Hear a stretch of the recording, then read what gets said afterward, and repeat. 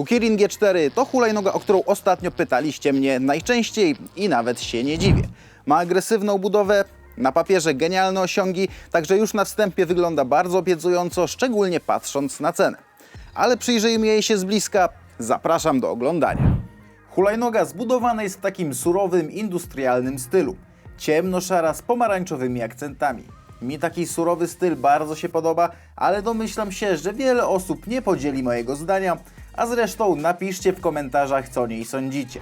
Natomiast nie podoba mi się ta lampa. Wygląda, jakby była wyjęta z jakiegoś dziecięcego skuterka i niestety, ale mam pewne przecieki, że nie tylko w tej hulajnodze ją zobaczymy. Dobra, to co tu jeszcze mamy? 11-calowe opony bezdętkowe, fajne, że mają szosowy bieżnik i muszę przyznać, że są dosyć szerokie. Tarczowe hamulce linkowe. Szkoda, że nie hydraulika, ale tarcze wyglądają porządnie, mają 16 cm średnicy. Podest bardzo szeroki i chyba nawet większy niż G2 Max i G3 Pro. Szerszy jest na pewno. Podnóżek jest dobrze wyprofilowany i fajnie, że jest wyłożony gumą. W zestawie dostajemy mały plastikowy błotnik. Mi hulajnoga się podoba, tak jak wygląda bez, no ale co, zakładamy. W sumie to i tak będzie na nas chlapać, jak będziemy jeździć po kałużach.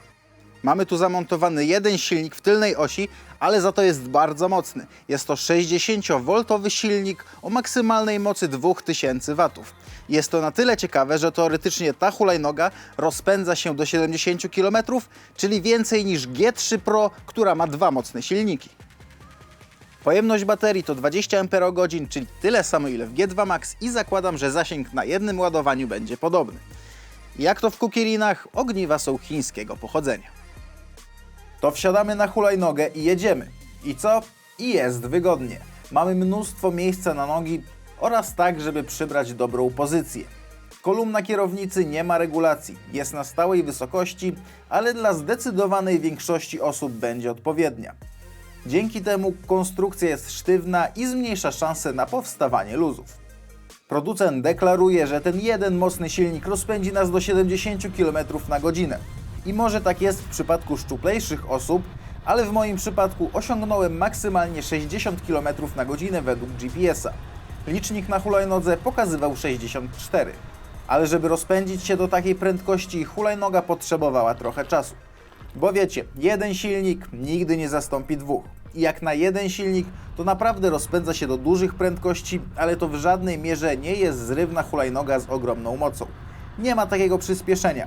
Właściwie to w tym temacie jest bardzo podobne do G2 Max.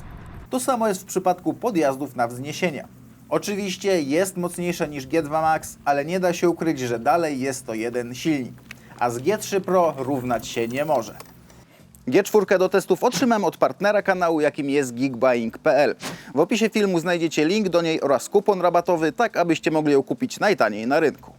Bateria to 20 Ah. Tutaj przyznam się, że nie miałem kiedy zrobić pełnoprawnego testu zasięgu. Ale jakbym miał strzelać, to przy jeździe mieszanej, bez szaleństw, ale też i bez zbytniego oszczędzania baterii, to przejedzie ona około 40 km. Oczywiście, jeśli jesteście szczuplejsi i będziecie jechać powoli, to 50 km będzie osiągalne.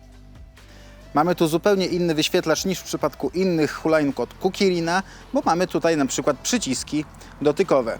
One podczas jazdy są ogólnie bardzo niewygodne, ale wszystko to, co tymi przyciskami, to możemy zrobić przyciskając na przykład ten przycisk dłużej, albo na przykład naciskając 2 razy.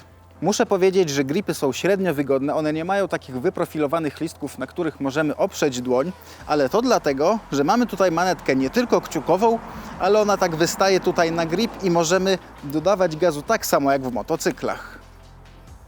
Ten uchwyt na telefon nie przychodzi w zestawie, ja go sam kupiłem na AliExpress, on kosztował raptem kilka złotych, ale jest naprawdę fajny. Jeśli chcecie, to zostawię Wam do niego link w opisie. Na sam koniec zostały kierunkowskazy oraz klakson, który do najgłośniejszych nie należy. Zawieszenie oczywiście jest podwójne, sprężynowo-olejowe i tutaj zmiana, bo jest to sztywniejsze zawieszenie. Nie jest tak skoczne jak w poprzednich modelach i ma mniejszy zakres ruchów. Dobrze wybierają nierówności, a przy tym pomagają w końcu nareszcie duże opony bezdętkowe 11-calowe o szosowym bieżniku. Są szerokie na 9 cm. Opony z prawdziwego zdarzenia i to mi się podoba. To w połączeniu z wysokim prześwitem sprawia, że miejskie nierówności typu niższe schodki czy wyższe krawężniki nie będą dla niej żadnym problemem. I tak to jest miejska, szosowa hulajnoga, nie projektowali jej do jazdy po cięższym terenie. Ogólnie jeździ się na niej wygodnie i przyjemnie, daje sporo radości z jazdy, jednak nie czułem się na niej tak pewnie przy większych prędkościach 50 plus km na godzinę. G3 Pro jest na pewno stabilniejsza. Aby złożyć hulajnogę, naciskamy na dźwigienkę oraz odciągamy srebrny pin. Wtedy możemy położyć kolumnę kierowniczą, tylko że ona się w żaden sposób tutaj nie blokuje. Nie możemy jej zablokować, także nie jest przyjazna do transportu. Jeśli chcemy ją przenieść, musimy chwycić za podnóżek i kolumnę kierowniczą. Co nie jest wygodne, bo podnóżek jest pod kątem, nie ma tam żadnego uchwytu i ręka nam się będzie po prostu ślizgała. I tutaj trzeba otwarcie powiedzieć, że Kukirin G4 jest nielegalny na polskich drogach publicznych, ponieważ waży aż 37 kg. Oświetlenie jest i w sumie to tylko tyle o nim mogę powiedzieć. Lampa przednia nie dość, że mi się nie podoba, to jeszcze kiepsko świeci. Za to tylnia lampa już naprawdę bardzo mi się podoba, ale mimo wszystko kiepsko świeci. W pełnym słońcu nic na niej nie widać, nawet migających kierunkowskazów. Za oświetlenie G4 dostaje ode mnie minusa. A plastikowy błotnik dali tu chyba tylko dla ozdoby, bo i tak będzie na was chlapało, a jak nie na was, to na lampę, a z przodu nawet nie ma żadnego błotnika. Co więcej, w zestawie znajdziemy jedną ładowarkę 2A, szkoda, że nie mocniejsza. W instrukcji widziałem też, że hulajnoga ma Bluetooth, ale nie znalazłem nic, co by mówiło o jakiejś aplikacji na telefon. Także może pojawi się w przyszłości, ale na ten moment nic takiego nie ma. Pozostaje pytanie, czy mogę polecić wam tą hulajnogę i właściwie to sam nie wiem, bo to jest tak naprawdę takie ulepszone G2 Max w zupełnie innym designie. I tak niby ma ten silnik, który jest teoretycznie 2 razy mocniejszy, ale w praktyce nie ma się takiego odczucia. Oczywiście tak, możemy się rozpędzić szybciej i ma trochę więcej mocy na wzniesieniach, ale tak naprawdę to nie są duże różnice. Różnicą natomiast jest to, że ona waży 7 kg więcej i to się czuje podczas przenoszenia, podczas jazdy. I tak naprawdę wcale się na niej tak wygodniej nie jeździ niż na G2 Max. Ale robi się pewien problem, bo między tą hulajnogą a G2 Max jest tak naprawdę 400 zł różnicy. I tak naprawdę zależy od was, jaką hulajnogę wy wolelibyście mieć. Jeśli wolelibyście taką spokojniejszą, bardziej cywilizowaną, która jeszcze mieści się w limicie tych 30 kg, no to bierzcie G2 Max i wcale nie będziecie odczuwali takiej wielkiej różnicy, jeśli chodzi przy przyspieszeniu. Dobra, tutaj muszę dograć lektora, bo nie mogłem zebrać myśli. Ogólnie to wygląda tak, że to nie jest zła hulajnoga, wręcz przeciwnie. Jest dobra, ale nie jest ona dla wszystkich. Uprzedzam, że nie jest to nie wiadomo jak szybka hulajnoga. Nawet ja byłem nastawiony, że ten silnik o mocy 2000 W sprawi, że ta hulajnoga będzie mega mocna i zrywna.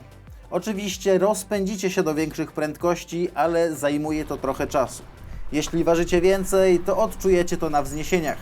Mimo wszystko jeden silnik nie zastąpi dwóch. Jeśli miałbym wybrać między tą a G2 Max, to osobiście wybrałbym G4. A zapytacie dlaczego? No bo ja pracuję z domu, nie muszę dojeżdżać do pracy, wnosić jej po schodach i tak dalej. Ja jeżdżę na hulajnogach stricte dla przyjemności. Dla mnie one nie muszą być praktyczne. Wiem, że wiele osób kupuje hulajnogi właśnie po to, żeby dojechać do pracy, żeby były wygodne i praktyczne. I dla takich osób uważam, że bardziej cywilizowana G2 Max będzie lepszym wyborem i do tego też tańszym. A ta hulajnoga jest mniej cywilizowana, jest mniej praktyczna, ale moim zdaniem daje po prostu więcej frajdy. Jeśli jeszcze nie widzieliście, to kliknijcie tutaj, aby zobaczyć recenzję Kukirina G2 Max i tutaj, aby zobaczyć G3 Pro. Wszystkie linki potrzebne znajdziecie w opisie filmu. Ja pozdrawiam Was bardzo serdecznie. Cześć!